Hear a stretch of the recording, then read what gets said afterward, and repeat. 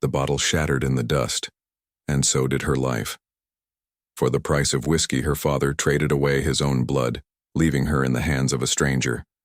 Alone, shamed, and cast out beneath the endless prairie sky, she wondered if this place would be her grave or her salvation.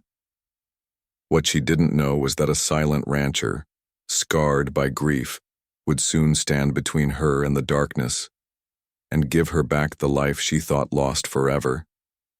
The wind carried a bite that afternoon, the kind of chill that pressed through wool and bone alike, whispering of the winter yet to come.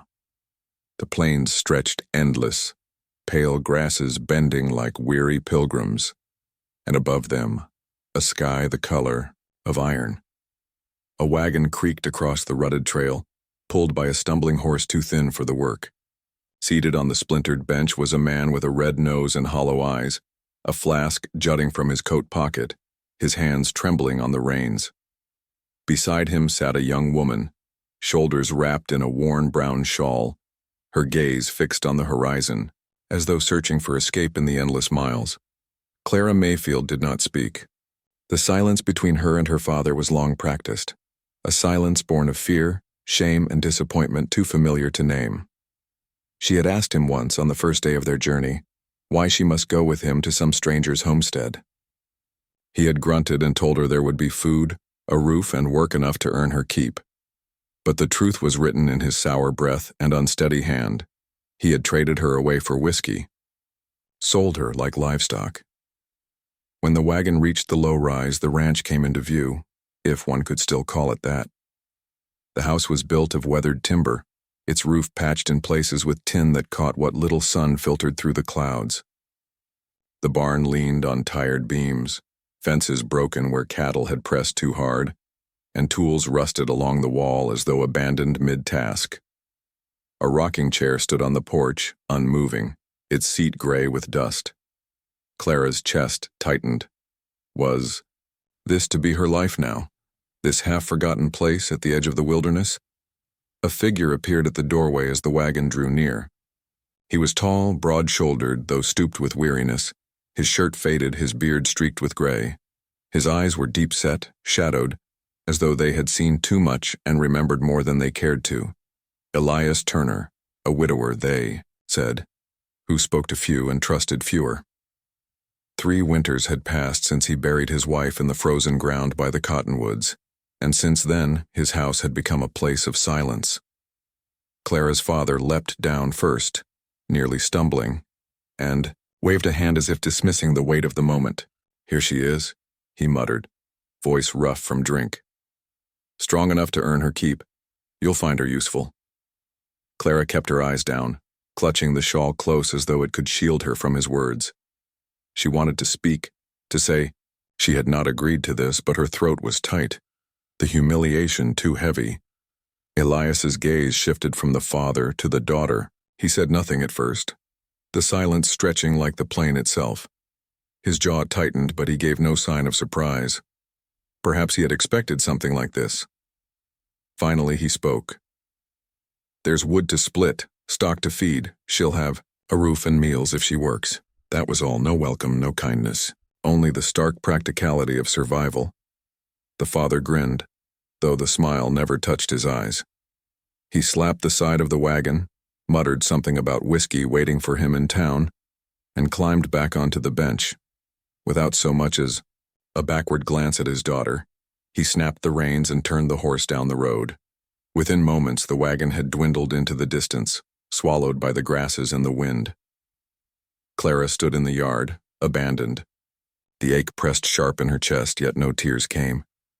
She had known it would end this way, though some foolish, tender part of her had hoped otherwise. "Come," Elias said simply, turning back toward the house. Inside, the air was cool and still, carrying the scent of wood smoke long since faded. The room was plain, a table with 2 chairs, shelves bare save for a kettle and some chipped mugs, and in the corner a fireplace where only cold ash remained. A set of boots stood neatly by the wall, though the dust upon them said they had not been worn in years. Above the mantel hung a rifle, its barrel oiled, its presence heavy. Elias gestured toward the loft ladder. "You'll find a bed up there. Supper at dusk." Clara nodded, climbing the ladder with slow, deliberate steps. The loft held a narrow mattress, a quilt patched in muted colors, and a single small window where frost was already forming at the edges. She set her shawl down, fingers brushing the rough fabric, and sat on the bed. For the first time in days, she let her breath shudder. Her father was gone, truly gone, and in his place was only this stranger, this house of silence, this life not yet hers but already binding. Below, Elias sat at the table staring into the stillness. He did not touch the mug before him. In Clara's presence he had felt something stir, faint but undeniable, the echo of grief, the memory of love, the danger of opening wounds he had long kept closed. He told himself she was only another mouth to feed, another pair of hands to work the ranch. Nothing more. And yet, as the wind rattled the shutters, he found his gaze drifting toward the loft ladder, where the faintest sound of quiet sobbing reached him through the boards. Neither spoke of it. Neither would. The silence was their shield. Outside, the sun sank behind the horizon, painting the prairie in hues of dying fire. The tools in the barn remained untouched, the rocking chair unmoved. But within the stillness of the old house, two lives, broken, abandoned, unfinished, had been set down beneath the same roof. For Clara, the realization was sharp as a knife. Her father's betrayal was complete, and there would be no turning back. For Elias, it was quieter, heavier, the knowledge that he had allowed someone into the walls of his solitude, and that the grief he had buried might not remain buried for long. And so the night settled over them, cold and unyielding, the fireless, hearth a mirror of the distance between them. Yet in the quiet, beneath the weight of abandonment and humiliation, survival had already begun to weave its thread. The days settled into rhythm, though neither Clara nor Elias would have called it peace. Dawn came gray and brittle, frost glazing the grass, the barn doors stiff with cold. Clara woke early, wrapping her shawl tight before climbing down the ladder into the stillness below. Elias was already at work most mornings, tending to the cattle with steady hands, his breath visible in the air. He gave her no instructions at first, only watched as she fumbled with buckets and rope. Her fingers, clumsy on the milk cow's swollen udder, she learned quickly, work was the language of the plains, and though she bore no pride in being sent here, she carried herself with the quiet resolve of one who had been forced to endure before.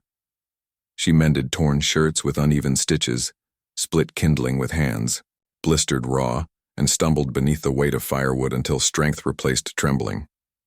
Elias rarely spoke, but he watched. The lines at the corners of his eyes did not soften, yet there was something in the way he let her try, fail, and try again without correction. It was not kindness, not yet, but it was permission to stand on her own feet. At night, Clara sat near the hearth, firelight painting her face in shifting gold and shadow. The crackle of burning pine carried her back to gentler days when her mother would sit with her by the lamplight, weaving soft braids into her hair and singing songs half forgotten. She could almost feel the brush of those careful hands, smell the faint lavender that once lingered in her mother's shawl. But the memory cut as much as it comforted.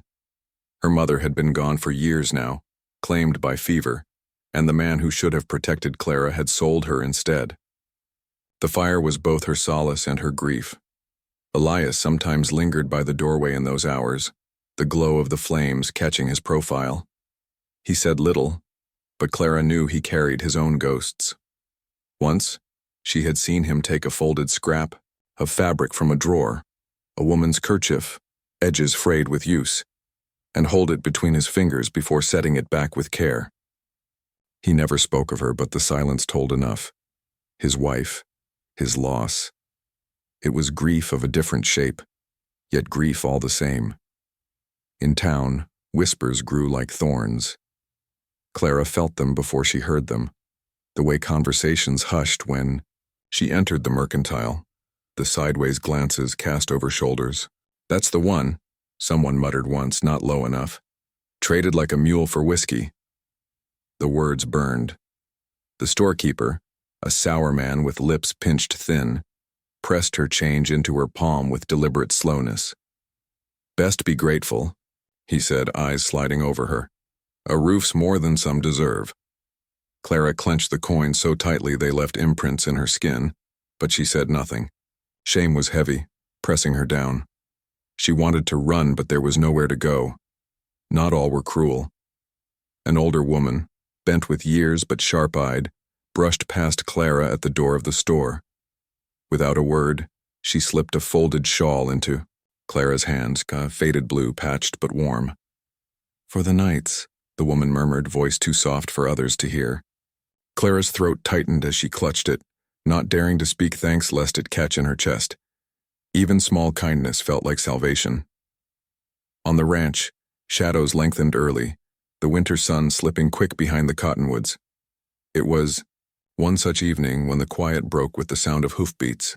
A rider approached, his figure tall in the saddle, a bundle of firewood balanced against the horse. His skin was copper-toned, his hair bound in two long braids that brushed against his shoulders. Clara stiffened as he drew near, fear prickling in her stomach. She had heard enough whispers of hostels and raids in her childhood to stir unease.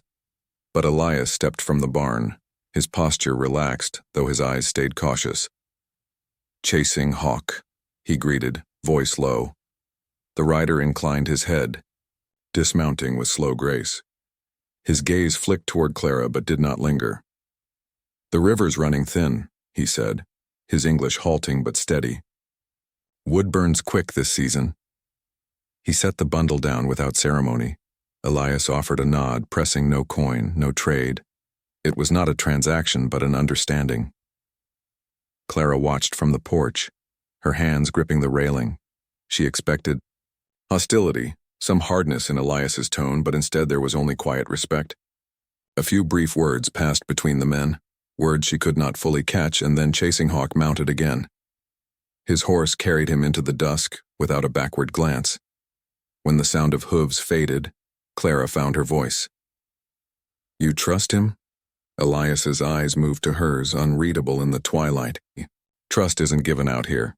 It's earned or it's necessary." Clara said no more, but the weight of his answer lingered. Out here, survival did not care for the divisions men tried to make.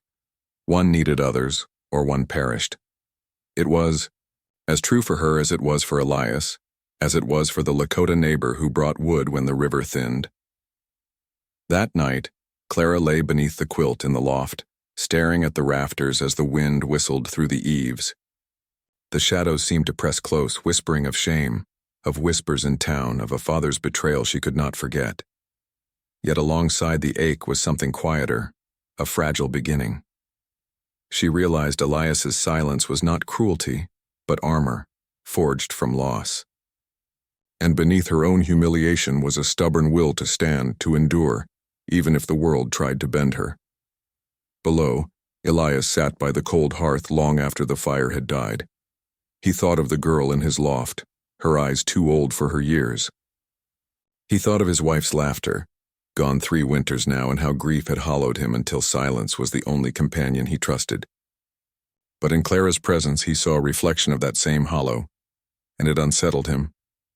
Perhaps he was not the only one carrying ghosts through this barren land. The night deepened, and the house lay still, but beneath its roof, 2 wounded, souls turned restless in their separate corners. Shadows of the past clung to them both, yet within that shared silence, something new had begun to take root. Fragile, tentative, but alive. The first signs of the storm came with the wind. It rose sharp from the north, whistling low through the cottonwoods, carrying with it the smell of snow not yet fallen. Elias knew the weight of that scent, the way the air thickened before a blizzard. He stepped from the barn and tilted his head toward the sky. Clouds massed heavy and dark, swallowing what pale sun remained. He muttered under his breath, almost to himself. "It'll break before night." Clara was hauling a bucket of water from the well when she saw him gather rope from the wall. His stride lengthened toward the corral. She hurried after, skirts catching against frozen earth. "What is it?" she asked. though the answer was already written in the air, in the way the horses stomped and snorted, sensing what was to come. "Storm," Elias said shortly. "We'll lose cattle if we don't brace the gates." No further words were needed. Together they crossed the yard, the first flurries already hissing against their skin. By the time they reached the fence line, the wind had grown cruel, tugging hair loose from Clara's braid and numbing her ears. The cattle bawled in panic, hooves churning mud to ice. Clara clutched the gatepost as it shuddered under the press of bodies. Elias fought to lash the rope across, his fingers stiff, the knot resisting in the frozen air. Clara pressed her weight into the gate, the wood groaning against her shoulder. Her shawl slipped, skirts whipping in the gale. "Hold it steady," Elias shouted above the roar. "I am!" Her voice was raw against the storm, yet she did not falter.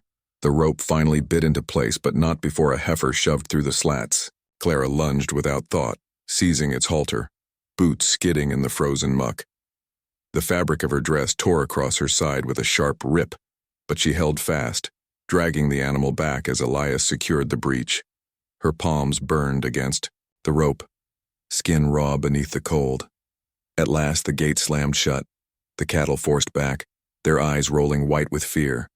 Clara stumbled, breath tearing from her chest, hair plastered damp against her cheeks. Elias caught her arm before. She fell, his grip rough but steady. For the first time his gaze met hers fully, not as a burden he had been forced to accept, but as someone who had stood shoulder to shoulder with him in the teeth of the storm. He saw not fragility, but strength. Snow thickened to sheets, blinding, pressing against their bodies until the ranch itself seemed swallowed whole. "Inside," Elias barked, pulling her with him. Together they staggered across the yard, boots vanishing in the drifts that already gathered at the door. The house groaned under the force of the wind. Inside, the world was dim and close, shadows shuddering as Elias struck flint and coaxed flame into the hearth. Smoke curled, sparks flared, and slowly the fire grew, spilling fragile light across the room. Clara collapsed onto the chair nearest the flames, her shawl heavy with wet. Steam rose as heat licked at the fabric. Her hands trembled when she held them toward the glow. Blisters already reddened her palms. She pressed them together, hiding the pain. Elias busied himself with the kettle, his movements stiff, as though uncertain how to share such confined space. He poured coffee into a chipped mug, hesitated, then set it down before her. His hand lingered an instant longer than it should, close enough that she could feel the warmth of his skin, the faint tremor that betrayed something unspoken. "Thank you," she murmured. He gave no answer, settling across the fire, the rifle laid within reach as if habit could ward off the storm outside. The silence between them was different now, not empty, not cold, but something quieter, something less hostile. The fire snapped, filling the stillness with its own voice. Outside, a wolf's howl pierced the night, long and hollow, carried on the gale until the shutters rattled against their frames. Clara drew the shawl tighter, eyes flicking to the window as if the beast itself might appear. Elias's gaze followed hers. "They don't come close," he said, his tone steady. "Not when there's cattle penned." But she did not miss the way his hand rested on the rifle stock. Time stretched. Shadows lengthened against the walls, shifting with every crackle of the fire. Clara's shoulders eased, though her throat remained tight. Words pressed there heavy, waiting. She looked down at her hands, at the rope burns etched across her palms. Finally, her voice broke the silence. "I was never given a choice." The confession came low, almost swallowed by the fire. Elias's eyes lifted from the flames. For a moment he said nothing, as though weighing the weight of her words. Then, in the same quiet tone, he answered, "Few of us are." The truth of it settled between them like another log on the fire, sparking, burning, undeniable. Clara turned her face toward the flames, their light glinting in her eyes. She felt no comfort in his words, not yet, but she felt seen, and in that recognition was something more sustaining than comfort. It was understanding. The storm raged on, battering roof and walls, but within the fragile glow of the hearth, two silences leaned closer. The gulf between them, though still wide, was not impassable. Not anymore. When at last Clara's eyes closed, sleep pulling her head to the side, Elias remained awake. He watched the fire burn low, shadows deepening, and wondered at the sight of her there in his chair, her face softened by exhaustion, her hands marked by labor she had not flinched from. He felt the old grief stir again, restless, but alongside it something else. The faint, perilous stir of dignity returned, not only in her, but in himself. By morning, the storm would pass. The fences might need mending, the cattle counting. But tonight, beneath the roof that had once sheltered only sorrow, there was fire. There was silence. And there was the first fragile spark of recognition, not of what had been lost, but of what might endure. The thaw came late that spring. Snow bled from the ridges into swollen creeks, mud swallowing wagon ruts, the air heavy with the smell of damp earth and rot. The ranch felt less like survival, and more like waiting, every day carrying the weight of what had not been said in the long winter. Clara rose early, as she always did, splitting kindling with sore hands, her shawl drawn close against the morning chill. She did not complain, though Elias could see how weariness pressed into her shoulders. He did not know how to tell her he noticed. He did not know how to tell her much of anything. It was on such a morning that a shadow appeared down the trail. Elias spotted it first, a staggering figure weaving between the dripping trees. His jaw tightened as he recognized the sway of shoulders, the careless gait. Clara, coming from the barn, froze where she stood. The bucket in her hands sloshed water into the mud. Her father. The old man stumbled into the yard, his beard untrimmed, his coat stained with drink and dust. His eyes found Clara and lit not with affection, but with hunger for what he believed was still owed him. "Girl," he slurred, pointing at her as if she were cattle marked with his brand. "Fetch me whiskey. Your man here owes me. I'll take coin too if he's got it." Clara's face went white, her lips parting without sound. She took a step back, as though the earth itself were collapsing beneath her. Elias's hand tightened around the hatchet he held. His voice came hard, each word deliberate. "You've no claim here, not on her, not on this place." The old man sneered, spit glistening in his beard. "Claim? She's mine to trade. I raised her, fed her. I'll take what's due, Turner. Don't play righteous with me." He staggered closer, the stink of liquor carrying on the thawing air.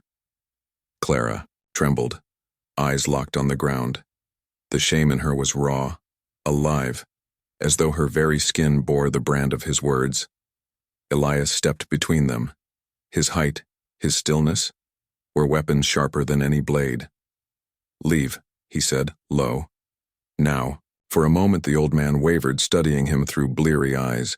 Then with a crooked grin he spat into the snow, the glob hissing as it melted. "You'll regret this. Both of you." Elias's jaw tightened, but he did not strike. He only watched as the man lurched back down the trail, his curses unraveling into the trees. When he was gone, silence hung heavy. Clara stood rooted, her face pale, her hands twisting in her skirt.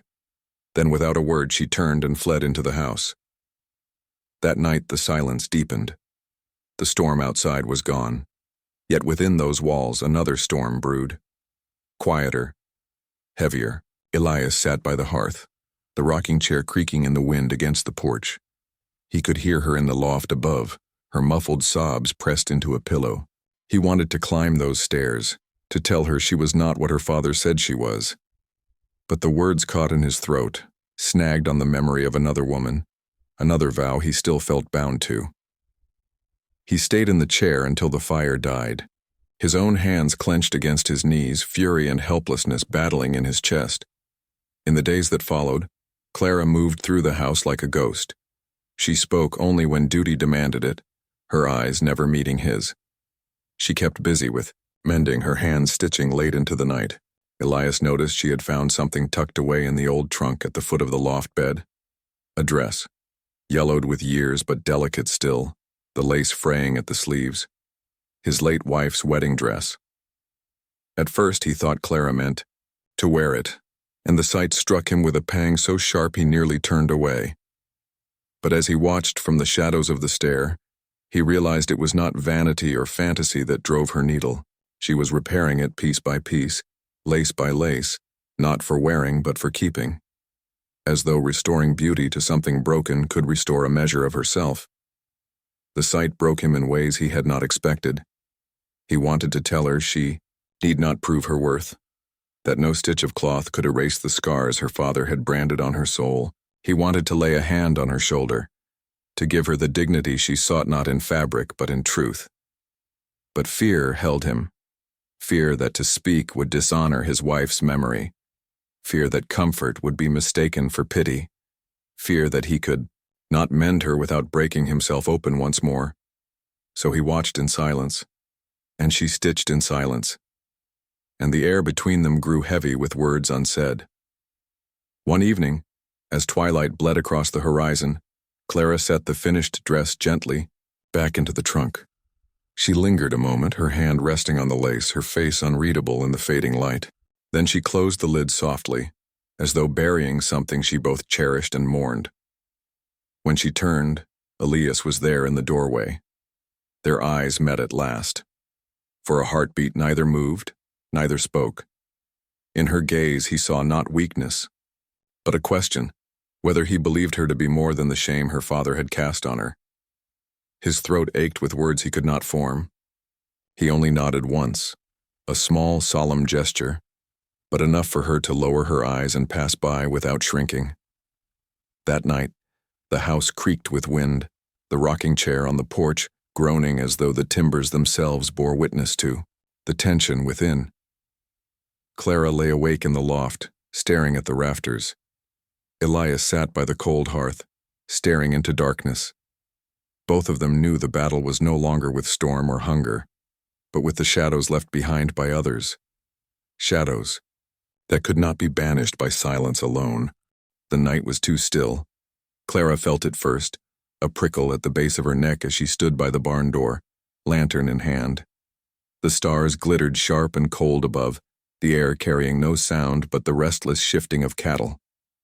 Yet in the silence, something pressed close, something wrong. Elias emerged from the house a moment later, rifle already in hand. His eyes swept the tree line, narrowing against the shadows that pooled along the ridges. "Stay inside," he muttered. But Clara did not move. She could see what he saw now. Figures slipping through the dark, careful, deliberate.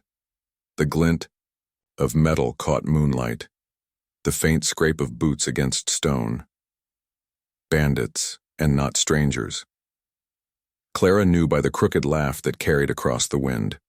Her father's allies, men who had once drunk with him in backroom taverns, men who spoke of her as though she were coin to be bargained. They had come to collect what they believed was owed. One of them called out, voice rough and mocking, "Turner, you've taken what's ours. Hand over the girl and we'll leave you with your skin." Clara's heart hammered, her breath sharp, in her chest. For a moment shame surged like bile, as though she truly were some prize to be passed around. But then Elias stepped forward, rifle steady in his hands, and the thought withered. His voice cut like steel through the night. "She belongs to no one, least of all you." The first shot cracked. Bark splintered from the porch beam inches from Elias's shoulder. Clara gasped, stumbling back. The night erupted, the flash of gunfire, the thunder of rifles echoing across the valley. Elias fired back, his body taut with focus. "Clara!" he barked. "Light the barn lanterns!" She did not hesitate. With shaking hands she ran into the barn, striking match after match until the lanterns flared, casting sudden, searing light into the dark. The bandits cursed, their eyes dazzled, their cover torn away. Shots whined against the fence posts, sparks spitting from the nails. Elias moved like a man born to the rifle, each shot measured, deliberate. Clara pressed herself against the barn wall, but when she saw one of the men creeping low toward the porch, she acted without thought. She slammed the barn door shut with all her weight, the iron latch clanging into place just as the man reached it. He cursed, pounding against the wood, giving Elias the moment he needed. One sharp crack split the night and the pounding ceased. Her knees shook, but she did not collapse. Not this time. The skirmish stretched into minutes that felt like hours. Smoke hung bitter on the air, cattle bawling in terror inside the pen. At last, the surviving bandits broke, retreating into the trees with shouts of rage and promises of return. Their footsteps faded into the night, leaving only silence and the acrid sting of gunpowder. Clara emerged slowly from the barn. Elias stood in the yard, rifle still smoking in his hand, his chest heaving with controlled breaths. In the firelight spilling from the house, she saw his hand, cut raw, where the rifle's recoil had torn skin. Blood streaked across his knuckles. Without thinking, she crossed to him. Her own hands shook as she reached for the tin cup by the hearth once they were inside, filling it with water. She pressed it into his hand, her fingers brushing his. He did not pull away. For the first time, the silence between them was not a wall but a bridge. Elias sat heavily by the fire, his rifle leaning against the stone. The glow flickered against the lines of his face, shadows deepening the grief etched there but also softening it.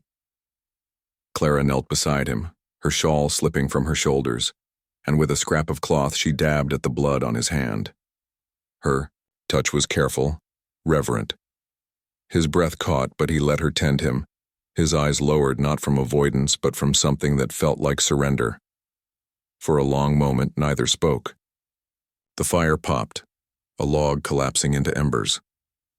Outside, the night had gone still again, but within those walls another fire burned, one that neither storm nor bullet could quench. At last, Clara's voice broke the silence, a whisper trembling, but certain.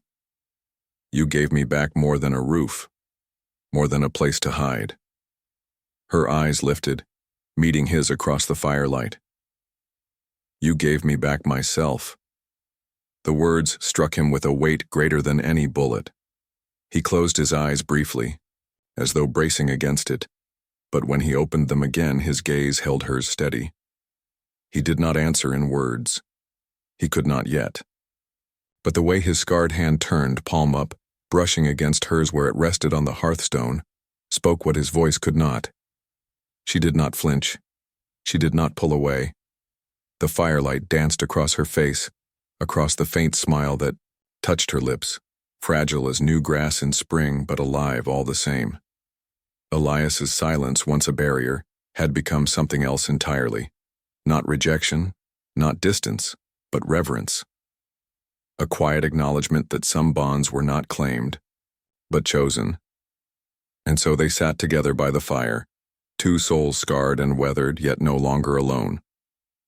Spring broke slowly over the prairie. The last of the snow had melted into the thirsty earth, streams swollen and grass pushing green through the thaw. Birds returned to the fence posts, their songs thin but bright, as though the land itself had taken a deep breath after a long and bitter silence. For Clara, the change of season felt like a mirror, something fragile, tentative, but alive again. She rose each morning with steadier hands, with purpose not chained to fear. The days were filled with chores, mending fences battered by the storm, feeding calves born too soon, patching the roof where winter had torn shingles free. Elias worked beside her, steady as stone, his presence both anchor and unspoken comfort.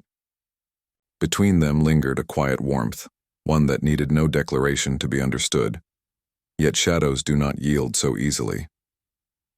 It was near dusk when the past came riding back. Clara had gone to fetch water when she saw him, a figure staggering down the road with the gait of a man half broken, half drunk. His coat hung ragged, his beard unkempt, and in his eyes smoldered that same hunger she had known since childhood, a hunger that devoured everything it touched. Her father. He called her, name the sound torn and ragged from his throat. "Clara, girl." His hand lifted, shaking, not in tenderness but in demand. Behind his cracked voice lay desperation, and desperation was always dangerous. Elias was at her side in an instant, rifle slung forward, his jaw set. You've no place here. The old man's eyes flicked to Elias, narrowing with spite. You think you can keep her from me? She's mine, always has been, and she'll buy me what I'm owed. The words struck Clara like a lash, yet they did not buckle her knees as they once would have. The months on the ranch, the storms endured, the nights of firelight and silence, they had planted something deeper in her than fear. She stepped forward, shoulders squared, her voice steady though her hands trembled. You sold me once, she said. But you will not sell me again. Her father blinked as if the words were foreign. He sneered, spittle wetting his beard. You think you're better than me? You're nothing without me. The rifle cracked. Dust leapt at his feet where Elias's shot struck ground, a warning that left no doubt what would follow if the man took one step closer. For a heartbeat, the world held still, even the birds silenced. Clara's father stared at Elias, at the iron steadiness in his grip, then at Clara, who did not look away. It was not the bullet that broke him, but her gaze. Something faltered. In his face, some recognition that the power he had wielded all her life was gone. Shattered by a dignity he could no longer touch, he stumbled backward, muttering curses until his heel caught on stone and he fell into the dust. He lay there for a moment, wheezing, eyes wild, before dragging himself up and staggering away into the shadows of the cottonwoods. No bullet had struck him, yet he was defeated all the same. Clara exhaled, her breath shaking loose from her chest as though she had been holding it for years. Her hands trembled, but this time it was not from fear. It was release. Elias lowered his rifle, his gaze never leaving her until she met his eyes. There was no triumph in his face, only quiet understanding, as though he too knew that what had ended here was larger than one man's cruelty. That night the house felt different, lighter, as though the walls had shed a weight. Clara sat by the fire, the shawl folded in her lap. For months it had been her shield, the fabric she clutched against shame. Now she smoothed it carefully, not to hide but to keep, not as a burden, but as proof of survival. When morning came, Elias saddled the horses. Town's due for supplies, he said simply, but Clara heard what he did not say. That it was time to ride in together, not as master and ward, but as something changed. The road stretched long beneath them, prairie grass whispering in the wind. Clara sat straight in the saddle, her chin lifted, the shawl across her lap no longer a mark of pity but of pride. Elias rode beside her, broad shoulders framed against the horizon, his silence steady as always, but not the silence of distance. This silence was shelter, patient and sure. As they crested the ridge, the town came into view, its buildings weather-beaten but standing. Word of their approach spread fast, faces turned, whispers trailing like smoke. Clara felt the weight of every gaze, the storekeeper who had once sneered, the women who pitied, the men who judged. But she did not bow her head. Not this time. The hooves struck rhythm against the hard earth as they entered the street. Clara kept her eyes forward, steady as the prairie sky. At her side, Elias rode with quiet pride, neither shielding her nor leading her, but riding as one beside her. And in that moment, the reckoning was complete. Not the crack of a rifle, not the collapse of a broken man, but the dignity of a woman who had reclaimed her life, and the silent vow of a man who chose to walk beside her. The prairie wind rose, carrying with it the smell of earth, the promise of rain, and the faint sound of church bells drifting across the valley. Clara closed her eyes for a breath, and when she opened them again, she smiled. Small, but real. The road ahead was uncertain, but it was theirs. Together,